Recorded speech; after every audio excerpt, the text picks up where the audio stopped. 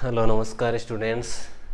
देखो यार, आज हम पढ़ने वाले हैं जो अपनी एसएससी एग्ज़ाम की चल रही थी अभी 2021 में CHSL वाली। तो उसमें जो क्षेत्रफल वाला पोर्शन था ना, मतलब एक एक क्वेश्चन हर शिफ्ट में आया है, तो वो सारे क्वेश्चन मैं एक साथ आपको यहाँ पे करवा रहा हूँ। और जो क्वेश्चन है आपको यहाँ पे नहीं समझ में तो देख लेना, उनकी PDF है वो मैं नीचे लिंक में दे दें, टेलीग्राम पे मिल जाएगी आपको, ठीक है। टेलीग्राम का लिंक नीचे है। तो अब शुरू करते हैं अपने क्वेश्चंस। और देखो जो पहला ही क्वेश्चन है, एक वर्ग का विकर्ण एक समबाहु त्रिभुज की भुजा के बराबर है। एक वर्ग है, इसका विकर्ण है वो एक समबाहु त्रिभुज की भुजा है, मतलब ये वाला समबाहु त्रिभुज समझ लेना आप, ठीक है। समझ रहे हो मेरी बात। बोल रहा है कि वर्ग का क्षेत्रफल 20 सेंटीमीटर स्क्वायर है। कितना है? 20 है। अब बोलो इसका क्षेत्रफल 20 हो गया तो इसकी भुजा कितनी हो जाएगी? √20। भुजा कितनी होगी? √20 होगी। अगर भुजा √20 है तो उस वर्ग का विकर्ण कितना होता है? उसका √2 गुना होता है, भुजा का √2 गुना। तो √20 और √2 कितने हो जाएंगे रे?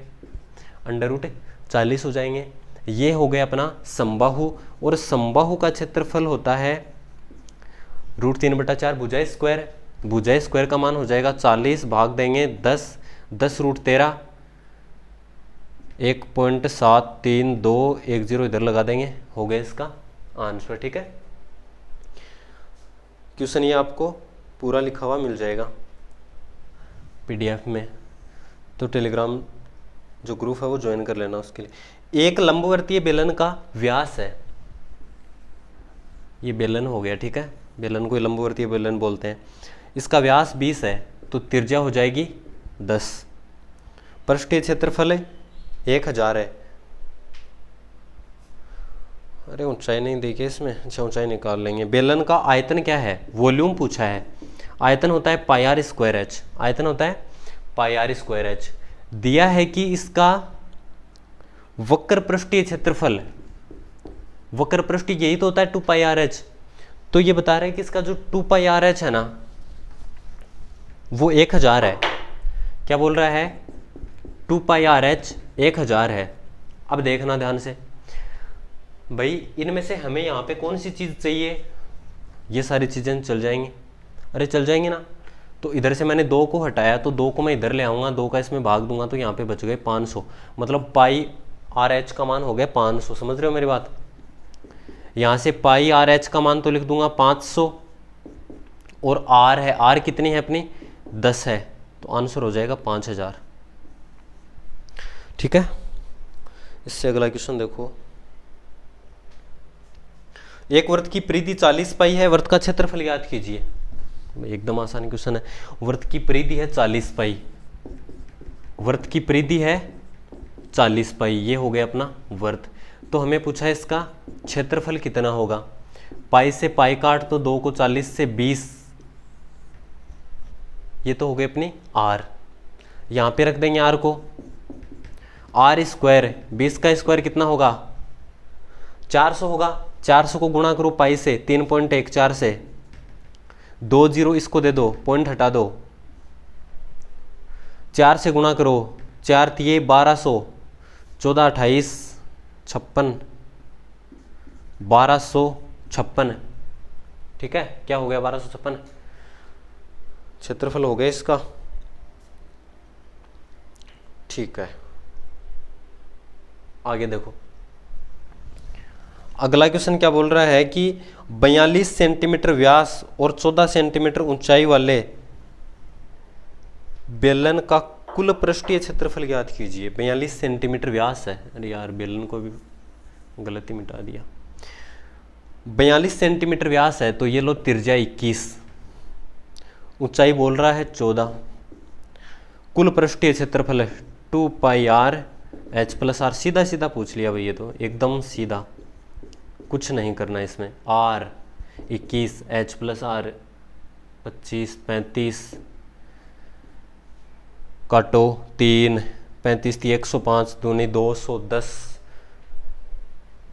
210 को गुणा कर दो 22 से, तो पहले 2 से करो, 210 का 420, 0 2 6 4, ये हो जाएगा इसका आंसर। सेंटीमीटर में है तो सेंटीमीटर स्क्वायर हो जाएगा, ठीक है। चलो इससे आगे आ जाओ।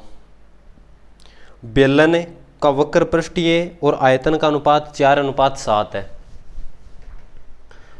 अरे बेलन का वक्र पृष्ठीय, ये लो वक्र पृष्ठीय, और इसका आयतन, ये लो आयतन का अनुपात 4:7 है। तो पूछ क्या रहा है कि त्रिज्या बताओ। सीधी सीधी निकाल लो भाई, यहाँ से आर से आर काट दो, पाई से पाई काट दो, एक आर से एक आर कट जाएगी, नीचे एक आर बच गया। इस आर को इधर ले आओ, 4/7 को इधर ले आओ, 7/4 हो गया, नीचे 2 बच गया, 7/2, मतलब आर का मान हो गया 3.5 हो गया। अपने समझ रहे हो, ये हो गया। सेंटीमीटर लगा देना, सॉरी सेंटीमीटर मत लगाना भाई, इकाई लिख देना, क्योंकि इसमें कुछ नहीं दिया ना। 3.5 इकाई हो जाएगा, वर्ग इकाई, सॉरी यार इकाई, त्रिज्या तो पूछा है। अर्धवृत्त का व्यास 2.6 मीटर है, तो परिमाप कितना होगा।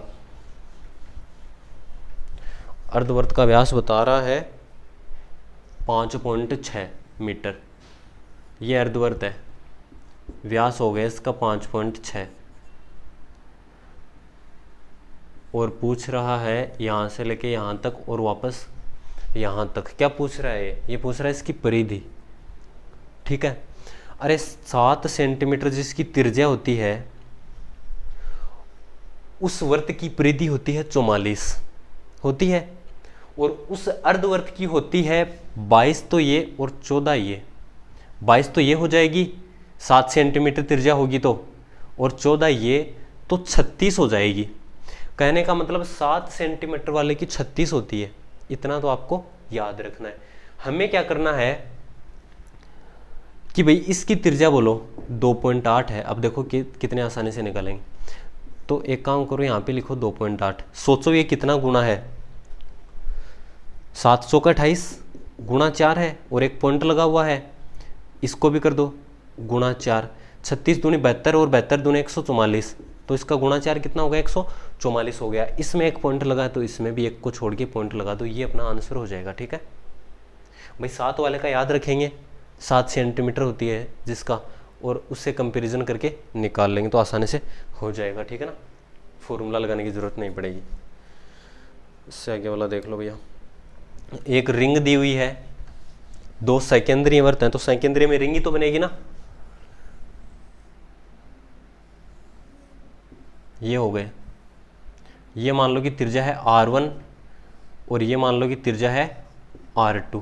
हमें तो ये क्षेत्रफल दिया है। क्वेश्चन बोल रहा है कि इस रिंग का क्षेत्रफल है, तो रिंग के क्षेत्रफल का फॉर्मूला सभी को पता भी है आपको, ये होता है पाई R1 square minus R2 square, और इसने दे रखा है 50,336, 50,336 दे रखा है, तथा दोनों वृत्तों की त्रिज्याओं का योग 286 है। मतलब इसका कहने का मतलब है कि R1 प्लस R2 286 है। बोल रहा है R1 प्लस R2 286 है। इसमें देखो R1 square minus R2 square, अरे इसको ऐसे नहीं लिख सकते क्या, R1 प्लस R2 और R1 माइनस R2, ए स्क्वायर माइनस बी स्क्वायर लगा देंगे, और ये 50,336, क्योंकि ऐसे तो होगा नहीं, ये लगाए बगैर तो होगा ही नहीं है। पाई है तो पाई की जगह तो 22/7 लिख दूंगा। R1 square plus R2 square, बोलो ऊपर देखो कितना लिखा हुआ है, 286 लिखा हुआ है, ये पड़ा है। चलो इसका मान निकाल लेंगे हम, ठीक है, इसका मान निकाल लेंगे, इसका तो दोनों का जोड़ के हो जाएगा। 22 का भाग दे दो इसमें, 22 दूनी 44, 15 6, 6 का 3 होता हो 63, और 63 22 दूनी 44, वापस 2 बार, तो बच कितना गया, 44 54 64, तो 20 19 19 के आगे 3 उतारो 193, 22 का पाड़ा बोलो, 22 8 176, 86 96, ये 93, तो 17 हो गया। 17 के आगे 6 176 में वापस 8 बार। 22 का भाग दे दो, दोबारा जा रहा है देखो, इसमें देंगे 22 एकम 22 66 22 तिये 66, इसको काटो 22 एकम 22 22 चौक 88, 13 को काट दो 13 7 91 13 8 104, बट्टा में 7 है इधर ले जाओ 7 8 56, तो R1 माइनस R2 का मान कितना हो गया, R1 माइनस R2 का मान हो गया अपने पास 56, ठीक है ना। ऐसे ये क्वेश्चन करना है। अरे भाई ये दोनों तो कैंसिल हो जाएंगे, ये 2R1 बच जाएगा, 286 में 56 जोड़ो 6 6 12,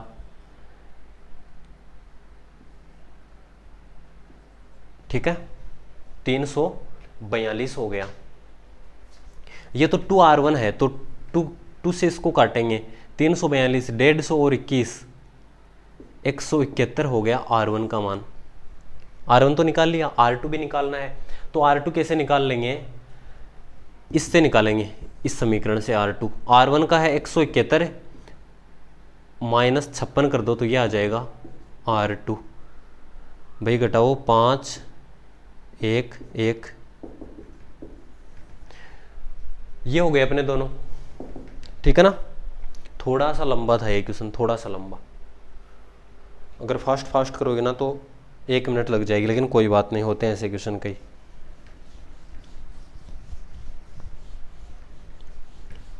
चलो इससे आगे देखो, एक सिलेंडर दिया है,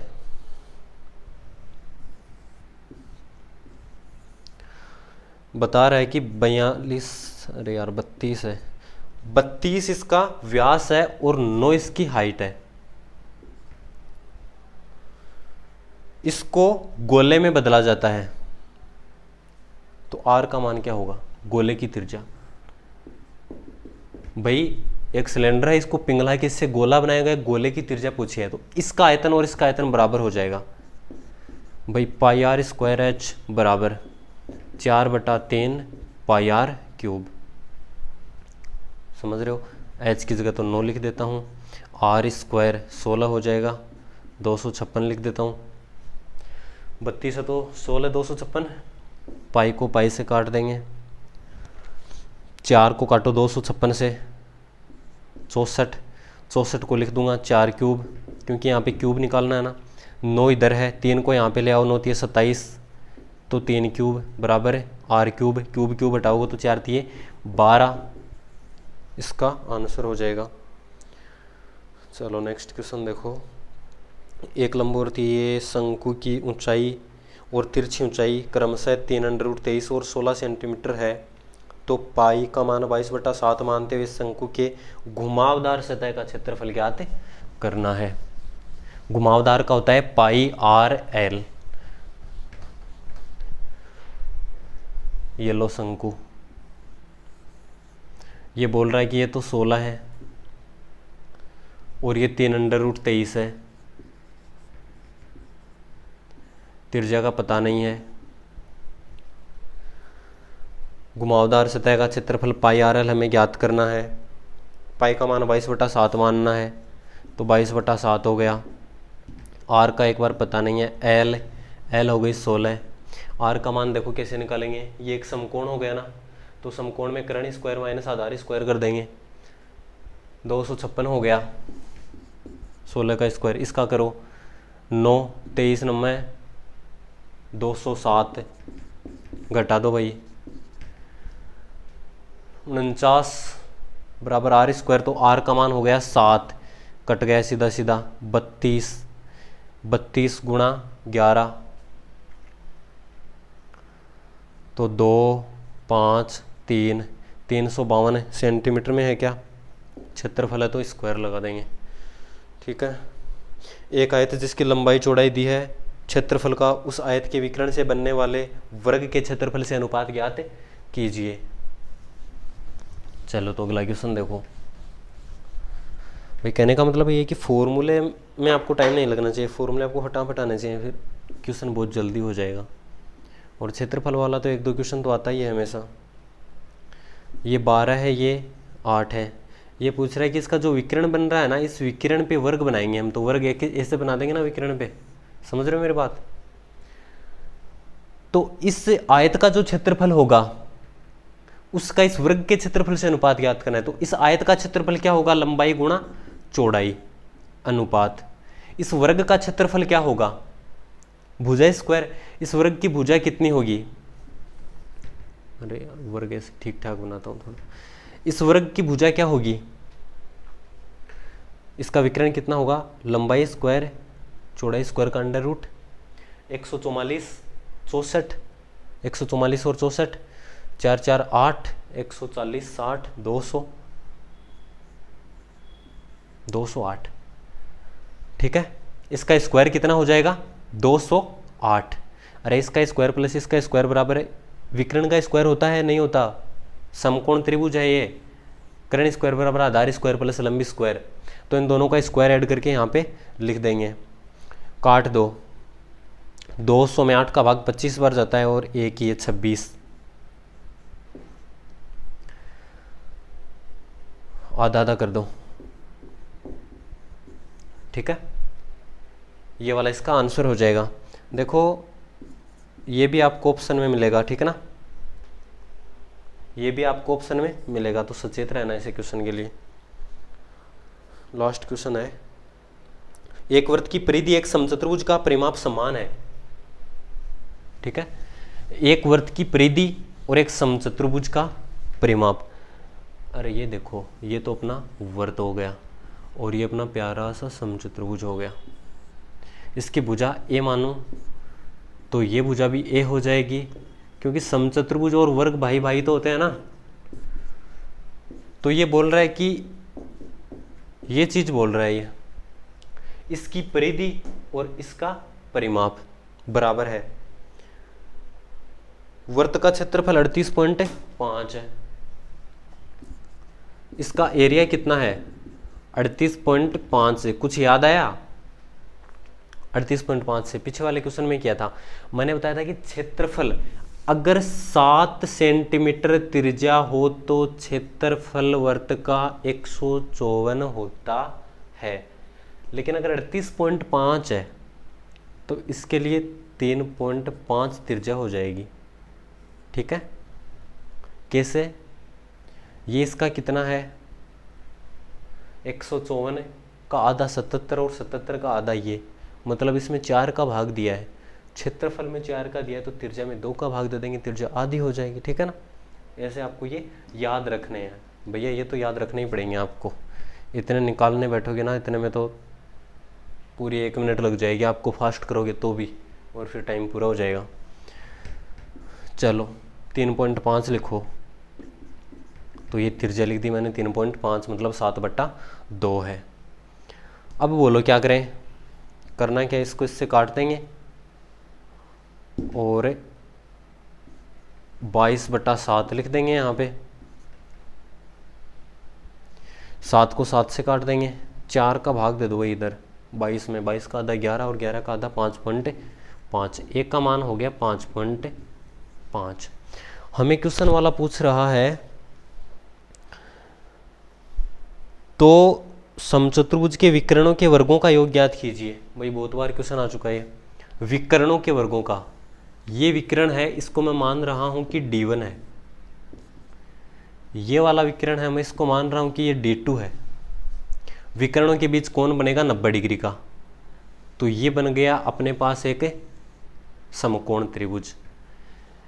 इसका मान आ गया 5.5, हमने ज्ञात किया है एक का मान। इस समकोण त्रिभुज में कर्ण हो गया 5.5, तो मैं लिख दूंगा कि कर्ण स्क्वायर बराबर आधार स्क्वायर, इसको आधार मान लो, इतने को पूरा है D2, पूरा है D2, ये पूरा है D2, तो आधा कितना हो जाएगा प्लस इतना चाहिए, पूरा D1 है, ये आधा हो जाएगा। समझ गए, स्क्वायर है तो इस पे तो स्क्वायर लगा रहने दो अंदर, और नीचे वाले 2 की जगह लिख दो 4। इस 2 का भी स्क्वायर करेंगे तो कितना हो जाएगा 4, और इस पे स्क्वायर लगा रह जाएगा। दोनों को जोड़ेंगे, लघुत्तम लेंगे, एलसीएम 4 4 इधर आ जाएगा। 30.25 को 4 से गुणा करो, 30 चौके 120 और ये पॉइंट वाला 0.25 को 4 से गुणा करेंगे तो 25 चौके 100, एक ये हो गया 120 और एक 121 बराबर d1 square plus d2 square. यही तो पूछा था, विकर्णों के वर्गों का योग। ठीक है, तो ये अपने क्वेश्चन हो गए, बहुत ही अच्छे क्वेश्चन है। और मान के चलो कि अगर इतने क्वेश्चन आपको आते हैं ना तो क्षेत्रफल वाली प्रश्नावली का आपका क्वेश्चन गलत नहीं होगा। चाहे आप किसी भी एग्जाम की तैयारी करो, चाहे आप एसआई की करो, चाहे आप पटवार की करो, चाहे आप ग्राम सेवक की करो, किसी की भी एग्जाम दो। ठीक है ना, इतने क्वेश्चन यहाँ पे करवा दिए मैंने। ठीक है ना, इसी टाइप के क्वेश्चन आएंगे। तो मैथ में ज़्यादा क्वेश्चन नहीं होते, जो डाटा है वो चेंज होता रहता है, बस इतना ही और कुछ नहीं। ठीक है, तो पूरा वीडियो देखने के लिए धन्यवाद, बाय बाय।